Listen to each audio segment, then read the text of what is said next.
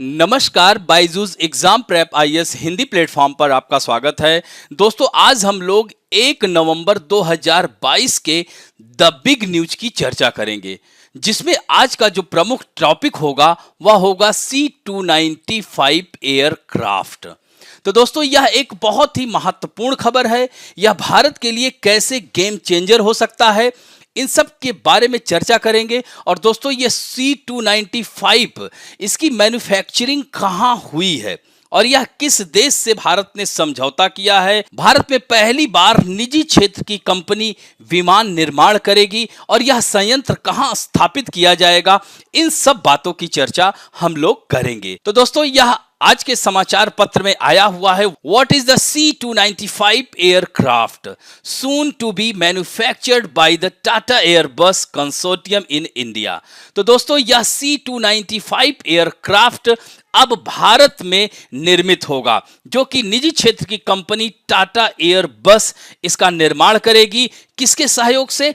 Spanish company के सहयोग से। तो दोस्तों, प्रधानमंत्री नरेंद्र मोदी ने टाटा एयरबस कंसोर्टियम के वडोदरा गुजरात में C-295 विमान निर्माण संयंत्र की आधारशिला रख दी है और यह भारत के लिए बहुत ही महत्वपूर्ण हो जाता है। दोस्तों, भारतीय वायुसेना के लिए परिवहन विमान का यह निर्माण करेगा। दोस्तों, यह अपनी तरह की पहली परियोजना है जिसमें एक निजी कंपनी द्वारा भारत के एक सैन्य विमान का निर्माण किया जाएगा। इसके साथ साथ यह भी है कि पहली बार C-295 विमान यूरोप के बाहर निर्मित किया जाएगा। दोस्तों, इस निर्माण इकाई परिवहन विमान के निर्यात और भारतीय वायुसेना द्वारा अतिरिक्त आदेशों की यह पूर्ति करेगा। तो दोस्तों, यह C-295 एयरक्राफ्ट का उत्पादन कहां और किसके द्वारा किया जाता है, जिसका निर्माण अब हमारे भारत में होगा। तो दोस्तों, C-295 मूल रूप से स्पेनिश विमान निर्माता कंपनी द्वारा यह निर्मित किया जाता था,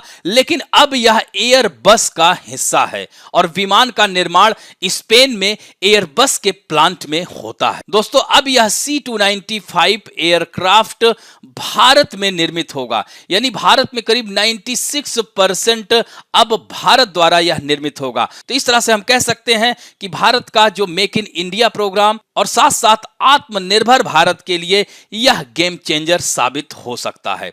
दोस्तों, यह विमान समझौता सितंबर 2021 में भारत के टाटा एडवांस सिस्टम लिमिटेड और एयरबस डिफेंस स्पेस स्पेन के बीच 56 C-295 विमान खरीदने के लिए IAF के पुराने, इससे पहले हम लोग जो यूज कर रहे थे भारतीय वायुसेना में, एवरो विमानों को बदलने के लिए भारत की ओर से 21,935 करोड़ का यह सौदा है, जो कि 1960 के दशक की शुरुआत में जो सेवा में थे उसको बदलकर यह समझौता किया गया है। तो दोस्तों, यहां पर देख सकते हैं कि make in India program a partnership between Airbus और टाटा। तो इसमें आप देख सकते हैं कि यह ज्वाइंट कोलैबोरेशन, जिसमें 16 एयरक्राफ्ट जो हैं वह स्पेन से आएंगे, वह स्पेनिश कंपनी निर्मित करेगी, जिसमें से 40 यानी टोटल 56 एयरक्राफ्ट हैं, जिसमें से 40 aircraft, remaining 40 aircraft assemble in India, और उसमें भी 96% यानी कह सकते हैं कि भारत में निर्मित किए जाएंगे। तो दोस्तों, यह जो है कह सकते हैं कि इससे एरोस्पेस सेक्टर काफी बूस्ट करेगा। और दोस्तों, इस समझौते से 15,000 हाई स्किल्ड जॉब डेवलप होंगे and 10,000 indirect job in next 10 years. तो दोस्तों, इस तरह से आप देख सकते हैं कि ट्रांसपोर्ट कैपेसिटी इस विमान की 71 ट्रूप्स एंड 50 पैरा ट्रूप्स तथा 5 standard pilot and 24 health care units को एक साथ यह ले जा सकता है। दोस्तों, यह C-295 विमान की तकनीकी विशेषताएं क्या हैं? तो दोस्तों, इसकी जो क्षमता है 5 से 10 टन इसकी क्षमता है। यह 480 किलोमीटर प्रति घंटे की अधिकतम गति वाला एक परिवहन विमान है। इसमें त्वरित प्रतिक्रिया और सैनिकों और कार्गो के लिए पैरा ड्रॉपिंग के लिए एक रियर रैंप डोर यानी दरवाजा है और अर्ध तैयार सतहों से लघु टेक ऑफ यानी short take off and landing कुछ इसकी अन्य विशेषताएं हैं। दोस्तों, इस एयरक्राफ्ट में 12.7 मीटर या 41 फीट एंड 8 इंच का केबिन आयाम है और कंपनी का दावा है कि इस विमान में अपनी श्रेणी में सबसे लंबा अबाधित केबिन है। दोस्तों एक सामरिक परिवहन विमान के रूप में C-295 देश के मुख्य हवाई क्षेत्रों से आगे के संचालन वाले हवाई क्षेत्रों में सैनिकों और अन्य आपूर्ति को यह ले जा सकता है।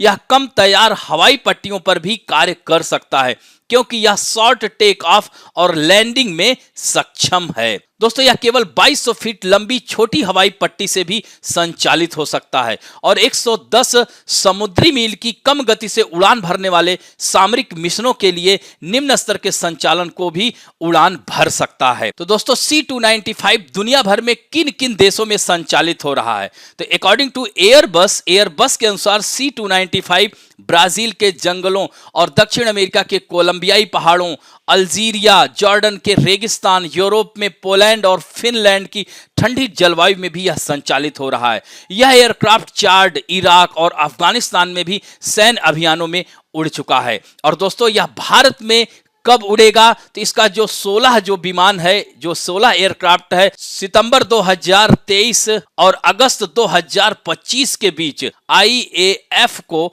वितरित किए जाएंगे, यानी इंडियन एयरफोर्स को वितरित किए जाएंगे। और दोस्तों पहला मेड इन इंडिया विमान सितंबर 2026 में निर्मित होगा। शेष जो 39 एयरक्राफ्ट हैं उनका उत्पादन अगस्त 2031 तक शुरू हो जाएगा। तो दोस्तों इस तरह से आप देख सकते हैं कि यह समझौता भारत के लिए कैसे अहम है। क्या यह भारत के लिए गेम चेंजर साबित हो सकता है, जिसमें रक्षा और aerospace the twin pillar of make in India and आत्मनिर्भर, यानी यह मेक इन इंडिया और आत्मनिर्भर के दो प्रमुख जुड़वा स्तंभ साबित होंगे। तो दोस्तों यह बड़ोदरा में स्थापित संयंत्र, जो कि बड़ोदरा एक सांस्कृतिक और शिक्षा के केंद्र के रूप में प्रसिद्ध है, अब एक विमानन क्षेत्र के हब के रूप में एक नई पहचान विकसित करेगा। और दोस्तों इस परियोजना से 100 से अधिक MSME भी जुड़े हुए हैं। और दोस्तों इस तरह से मेक इन इंडिया और मेक फॉर द ग्लोब के वादे को इस जमीन से नई गति मिलेगी, क्योंकि यह परियोजना भविष्य में अन्य देशों से निर्यात के लिए ऑर्डर लेने में भी सक्षम होगी। दोस्तों आज भारत का विमानन क्षेत्र दुनिया के सबसे तेजी से विकसित होते विमानन क्षेत्र में से एक है। और दोस्तों एयर ट्रैफिक के मामले में हमारा भारत दुनिया के शीर्ष 3 देशों में पहुंचने वाला है। और दोस्तों वडोदरा में इस संयंत्र के स्थापित होने के बाद एयरक्राफ्ट मैन्युफैक्चरिंग के लिए एक नए इकोसिस्टम का भी विकास होगा। इस तरह से आने वाले दिनों में हम लोग एयरक्राफ्ट का एक्सपोर्ट भी करेंगे और आत्मनिर्भर भारत की ओर आगे बढ़ेंगे। दोस्तों आज के लिए आप लोगों के लिए प्रश्न है, एवरो 748 जो एयरक्राफ्ट है जो कि हमारे भारत में यह प्रयोग किया जा रहा है, तो दोस्तों इस एयरक्राफ्ट को किस देश की कंपनी ने या किस देश ने डिजाइन किया है? तो इसका उत्तर आप लोगों को देना है। और इस तरह से आज का अंक यहीं समाप्त करते हैं। आशा करता हूं कि आज का भी ये वीडियो आप लोगों को अच्छा लगेगा। यदि अच्छा लगे तो प्लीज लाइक, शेयर, सब्सक्राइब और बेल आइकन दबाना ना भूलें। धन्यवाद।